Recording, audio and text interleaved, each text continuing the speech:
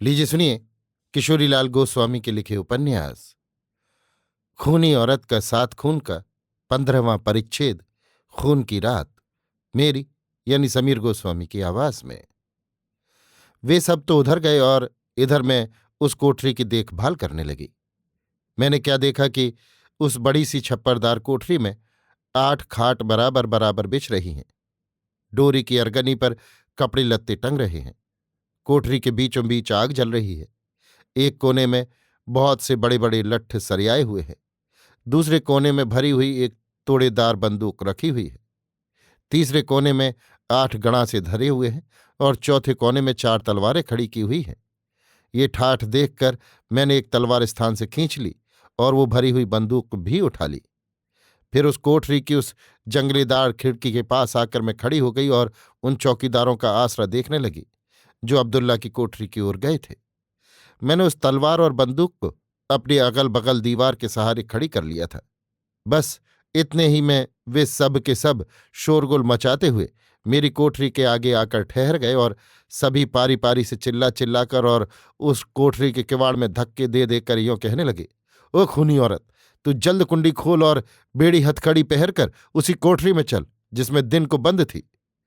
उन सबों का ऐसा हो हल्ला सुनकर मैंने भी फिर खूब जोर से चिल्लाकर यों कहा, बस खबरदार, तुम लोग ज्यादा शोरगुल न मचाओ और चुपचाप इस कोठरी के बाहर ही रहकर मेरी चौकसी करो।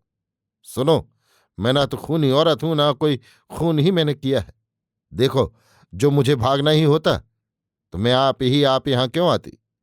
फिर अब्दुल्ला और हींगन के मरते ही मैं अपना रास्ता लेती, तुम सबों के पास क्यों आती?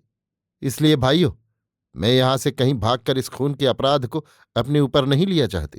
तुम लोग बेफिक्र रहो, क्योंकि मैं कहीं भागने वाली नहीं हूं। हाँ, ये तुम कर सकते हो कि बाहर से ही मेरा पहरा दो और अपनी नौकरी बजाओ। सुनो, अब रात भर इस कोठरी की कुंडी मैं कभी न खोलूंगी। हाँ, सवेरा होने पर जैसा मुनासिब समझूंगी वैसा करूंगी। बस इस तरह मैंने उन सबों को बहुत समझाया, पर ये न माने और बार बार किवाड़ में धक्का देने और साकल खोल देने के लिए कहने लगे। आखिर जब वे सब बहुत ही उपद्रव मचाने लगे, तब मैंने उस भरी हुई बंदूक को उठाकर और उसकी नली खिड़की के दरवाजे के बाहर करके यों कहा, बस बहुत हुआ। अब या तो तुम सब इस दरवाजे के पास से हट जाओ या मरो। देखो, इस भरी हुई बंदूक की ओर जरा देखो और इस बात को सही जानो कि अब जो कोई इस कोठरी के दरवाजे के पास आवेगा उस पर जरूर मैं बंदूक दाग दूंगी। इसमें पीछे चाहे जो हो, पर इस समय तो मैं अवश्य ही गोली मार दूंगी। मेरा ऐसा रंग ढंग देखकर वे छहों चौकीदार उस कोठरी के दरवाजे से हटकर उस जंगलीदार खिड़की के सामने पर जरा दूर आकर खड़े हो गए और रामदयाल मिश्र ने उन सबों के आगे आकर मुझसे यों कहा, क्यों दुलारी, तुम क्या इस समय अपने होश और हवास में मुतलक नहीं हो?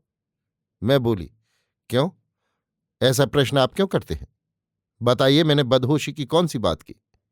वे बोले, और क्या करोगे? इस समय के तुम्हारे रंग ढंग को देखकर तो हम लोगों के देवता कूच कर गए हैं।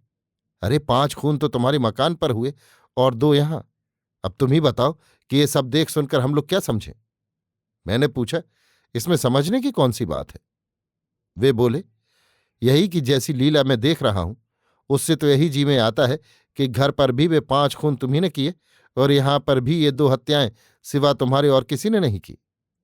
मैं बोली, ये आपको अधिकार है कि आपके जो जी में आवे सो आप समझें, पर सुनिए तो सही, मैं तो भागी नहीं हूं, यहीं मौजूद हूं। इसलिए आप लोग बाहर से ही मेरा पहरा दीजिए और ऐसा उपाय कीजिए कि जिसमें पंछी की तरह उड़कर मैं कहीं भाग न जाऊं। वे बोले, इसीलिए तो चाहता हूं कि अब तुम होश में आकर सीधी तरह इस कोठरी का दरवाजा खोलो। मैं बोली, क्यों? वे बोले, क्योंकि अब इस समय हम लोग तुम्हें उसी कोठरी में बंद करना चाहते हैं जिसमें कि तुम दिन के समय बंद थीं। मैं बोली, और जो मैं इसी कोठरी में रात भर बंद रखी जाऊं तो क्या हर्ज है? वे बोले, देखो, और इस बात पर तुम आप ही खूब गौर करो कि ये कोठरी हम लोगों के रहने की है। इसमें हमारे खाट बिछौने कपड़े लत्ते और खाने पीने के सारे सामान धरे हुए हैं। अब तुम ही सोचो कि इस हाड़ तोड़ जाड़े में बिना ओढ़ने के हम लोग ओस में कैसे रह सकेंगे? मैं बोली, ये तो आप ठीक कह रहे हैं और अवश्य इस जाड़े पाले में खुले मैदान में रहने से आप लोगों को बड़ा कष्ट होगा। पर क्या करूं, मैं लाचार हूं, क्योंकि दरोगा और हींगन की करतूत देखकर अब मुझे किसी पर जरा भी भरोसा नहीं होता। इसलिए अब तब तक मैं इस कोठरी का दरवाजा कभी न खोलूंगी जब तक कि कोई अंग्रेज अफसर यहां पर ना आ जाएगा। मेरी बात सुनकर दियानत हुसैन और रामदयाल मिश्र ने पारी पारी से यों कहा कि नहीं दुलारी, तुम कोई अंदेशा न करो और हम लोगों पर भरोसा रखो, क्योंकि हम लोग पराई औरतों को माँ बहन और बेटी के बराबर समझते हैं। ये सुनकर बाकी के चारों चौकीदारों ने भी ऐसा ही कहा, पर उन सबों की बातों पर विश्वास न करके यों कहा, आप लोगों ने जो कुछ कहा वो ठीक है, पर यह कहावत भी आप लोगों ने जरूर ही सुनी होगी कि गर्म दूध से जिसकी जीभ जल जाती है वो मनुष्य ठंडे मट्ठे को भी फूंक फूंक कर पीता है। इसलिए मुझ निगोड़ी के कारण आप लोग एक रात का कष्ट भोग लें और इस दरवाजे को खुलवाने के लिए ज्यादा हठ न करें। आप ये निश्चय जानें कि अब ये दरवाजा तभी खुलेगा जब कोई अंग्रेज अफसर यहां आवेगा। देखिए, सामने उस पेड़ के नीचे 2 तख्त पड़े हुए हैं, उन पर आप लोग आज की रात आराम कीजिए और लकड़ियों को जलाकर जाड़े का कष्ट दूर कीजिए। हाँ, इतना आप कर सकते हैं कि इस दरवाजे की सांकल बाहर से बंद करके उसमें ताला लगा दें। मेरा ऐसा हठ देखकर वे सब फिर आप भुनभुनाकर चुप हो गए और एक चौकीदार ने बाहर से ताला लगाकर अपने साथियों से यों कहा, ऐसी जबरदस्त औरत तो देखने ही में नहीं आई। इस पर दूसरे ने कहा, तब तो इस अकेली ने 7-7 मर्दों के खून कर डाले। इन सब बातों पर मैंने कान न दिया और अपनी बंदूक को भीतर खींचकर बगल में खड़ी कर दिया। फिर एक मूढ़ा मैं खींच लाई और उसी पर खिड़की के सामने बैठ गई।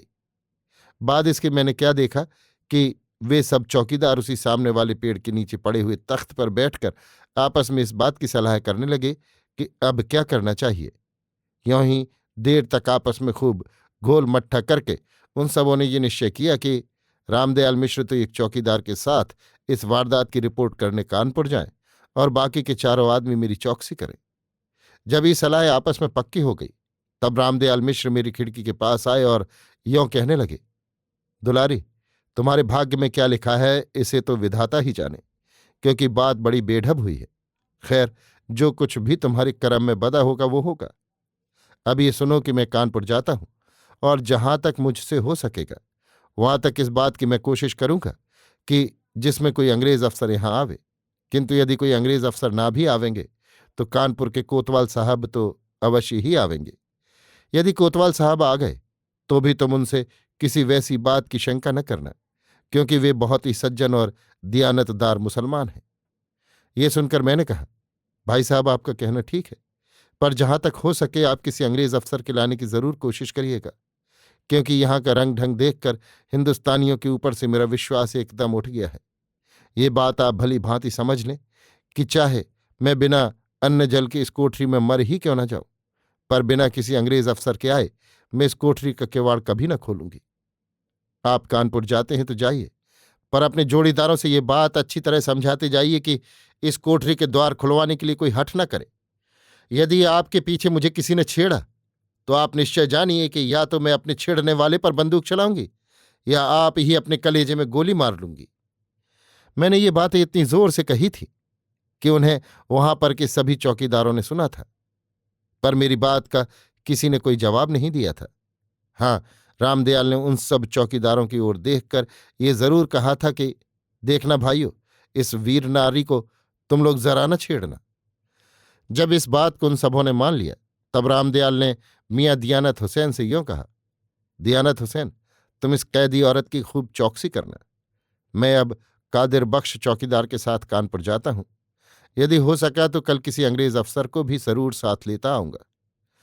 ये सुनकर दियानत हुसैन ने कहा, तुम वहां जाओ और यहां की फिक्र जरा भी न करो। बस फिर बाहर सन्नाटा छा गया और 2 चौकीदार कंधे पर गणासा रखकर मेरी कोठरी के आगे टहलने लगे। उन दोनों में दियानत हुसैन भी थे।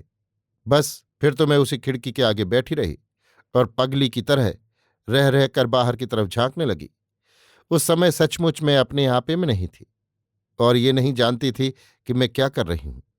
बस केवल यही धुन मेरे सिर पर सवार थी कि अपने प्राण देकर भी अपने अमूल्य सतीत्व धर्म की रक्षा करनी चाहिए। बस इसी ख्याल में रात भर मैं डूबी रही और इस बात का मुझे जरा भी ध्यान न रहा कि अब आगे क्या होगा। मैं सारी रात अपने ध्यान में डूबी रही, क्योंकि फिर किसी चौकीदार ने मुझे नहीं टोका। सो सारी रात मैं मूढ़े पर बैठी हुई जागती थी या सोती थी, इस बात की तो अब मुझे तनिक भी सुध नहीं है। पर हां, इतना अवश्य स्मरण है कि जब सुबह की सफेदी आसमान पर फैल रही थी, तब उस जंगले के पास आकर दियानत हुसैन ने मुझे कई आवाजें दी थीं, और जब मैं उनके पुकारने से मूढ़े पर से उठ खड़ी हुई थी, तब उन्होंने ये कहा था कि वाहरी औरत, इस हाड़-तोड़ जाड़े में भी तो बिना कुछ ओढ़े पहरे खिड़की के पास बैठी हुई है और ऐसी सनसनाती हुई हवा के झोंके का कुछ भी ख्याल नहीं करती। सचमुच उस रात को मेरी अजीब हालत रही। अर्थात मुझे कैद वाली कोठरी से निकालने के समय हींगन ने जो कुछ मुझसे कहा था, उससे मेरा सारा शरीर क्रोध के मारे लहक उठा था और ज्ञान लोप हो गया था। सो जब दियानत हुसैन ने मुझे चैतन्य करके सर्दी और हवा की बात कही, तब मैं अपने आपे में आई और मैंने क्या देखा कि मेरा ओढ़ना धरती में गिर गया है। सारा शरीर बर्फ की तरह ठंडा हो गया है और माथा खूब जल रहा है और चक्कर खा रहा है। इसके बाद मुझे ये ख्याल हुआ कि उस कोठरी में रात को कैसा भयंकर कांड हो गया है। इस ख्याल के होते ही मैं कांप उठी। अस्तु फिर भी मैं उसी खिड़की के आगे मूढ़े पर बैठी रही और तरह तरह के सोच विचारों में डूबती उतराती रही। हाँ, अपने ओढ़ने को मैंने उस समय जरूर ओढ़ लिया था। ये हालत कब तक रही ये तो मुझे अब याद नहीं, पर जब रामदयाल ने जंगले के पास आकर मुझे कई आवाजें दी, तब मैं फिर चैतन्य हुई। अभी आप सुन रहे थे किशोरीलाल गोस्वामी के लिखे उपन्यास खूनी औरत का सात खून का 15वां परिच्छेद, खून की रात, मेरी यानी समीर गोस्वामी की आवाज में।